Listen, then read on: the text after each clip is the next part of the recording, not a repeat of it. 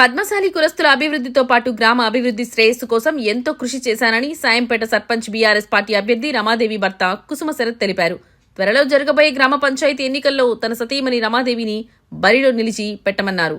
గండ్ర వెంకటరమణారెడ్డి ఆశీస్సులతో పోటీ చేస్తున్నామని, ప్రతి ఒక్కరూ తమ అమూల్యమైన ఓటు వేసి అత్యధిక మెజార్టీతో గెలిపించాలని ఓటర్లను కోరారు.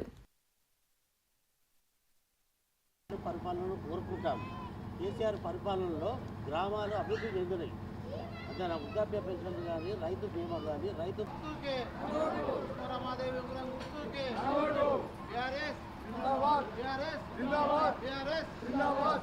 జై తెలంగాణ, జై తెలంగాణ, జై తెలంగాణ, జై కేసీఆర్, జై కేటీఆర్, నాయకత్వం, రమాదేవి గారి నాయకత్వం, జై తెలంగాణ, జై తెలంగాణ.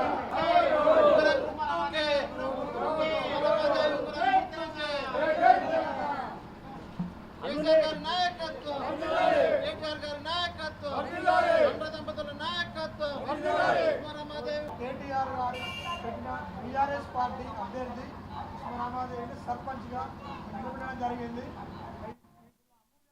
ఉంగరం గుర్తుకు ఓటేసి గెలిపించడానికి మేము అంతా అర్థిస్తున్నాం.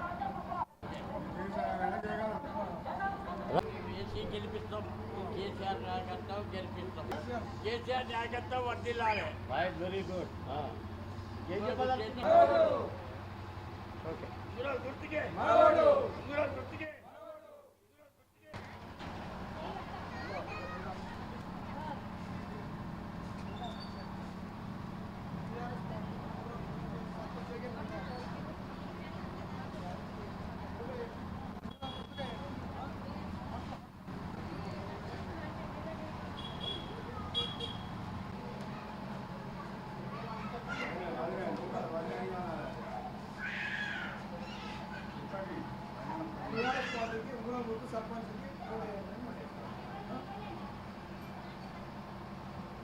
కేసీఆర్ నాయకత్వం, కేటీఆర్ నాయకత్వం, ఉంగరం గుర్తుకే.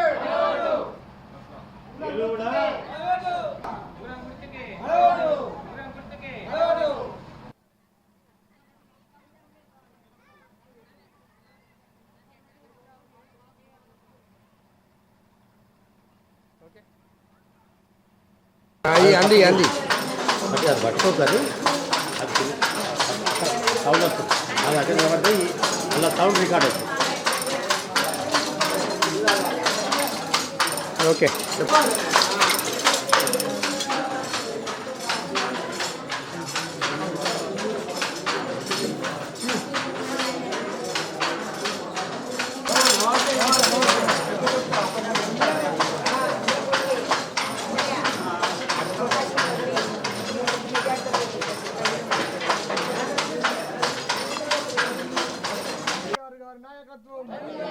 వెంకటరమణారెడ్డి గారి నాయకత్వం, జ్యోతి గారి నాయకత్వం,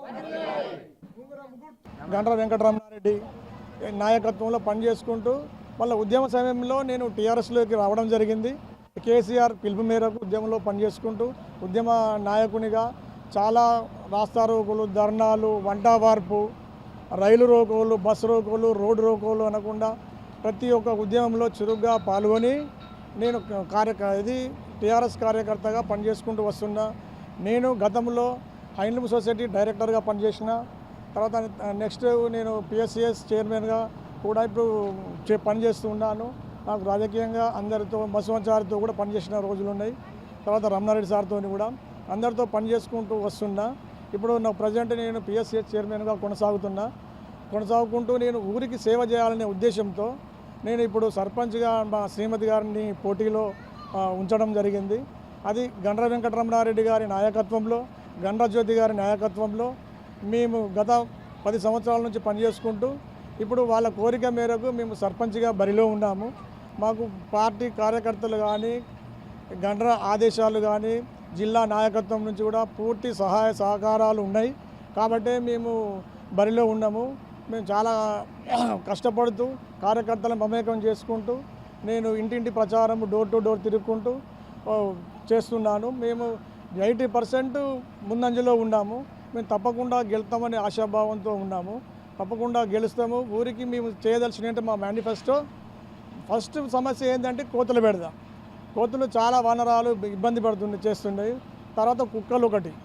వీటిని నివారించడానికి మా ప్రయత్నం మేము చేసి వాటిని ప్రభుత్వ పరంగా ఏది అంటే గ్రామ పంచాయతీ పరంగా వాటిని బంధించి ఊరు బయట అడవులలో కానీ ఇంకెక్కడ కానీ అదే గవర్నమెంట్ చట్టపరంగా ఎలా అయితే అలా వాటిని మేము ఊరిలో వీటి సమస్య లేకుండా ప్రజలు మంచిగా నిద్రపెట్టేటట్టు. ఇప్పుడు ఆ కోతుల వలన పిల్లలు కానీ పెద్దలు కానీ అందరికీ చాలా ఇబ్బందులు ఉన్నాయి.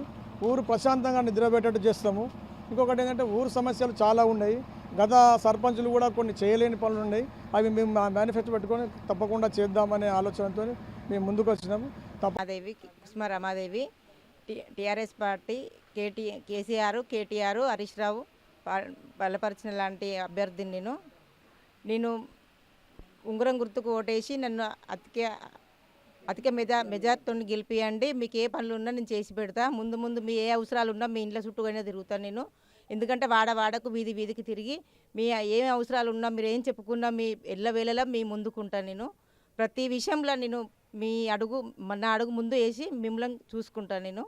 అన్ని పనులు చేసి పెడతా మాటిస్తున్నాను. పింఛన్లు కానీ మోరీలు కానీ రోడ్లు కానీ అట్లాంటి ఇంకేం కావాలన్నా ఇందిరమ్మ ఇండ్లు వచ్చినాయి, కొంతమందికి బీద వాళ్ళకి రాలేదు, అవి కూడా నేను తెలుసుకుంటా ముందుకు సాగుతాను నేను. ఏది కానీ మా ఆయన కూడా చైర్మన్గా కొంతమందికి చాలా మందికి ఒక 4 కోట్ల రూపాయలు కూడా ఎవరు ఇయ్యని సంఘంలో అందరికి ఇప్పించిండు.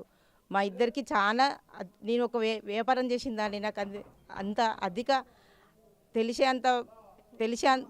నాకు అన్ని సమస్యలు తెలుసు కాబట్టి అందరి జనంలో నేను రోజు చూస్తున్నా కాబట్టి నాకు అవగాహన ఉంది కాబట్టి నేను ప్రార్థిస్తున్నాను. మీ ఓటు అమూల్యమైన ఓటు నాకు ఉంగరం గుర్తుకేసి గెలిపించండి. నా యొక్క ప్రార్థన. మీకు నమస్కారాలు.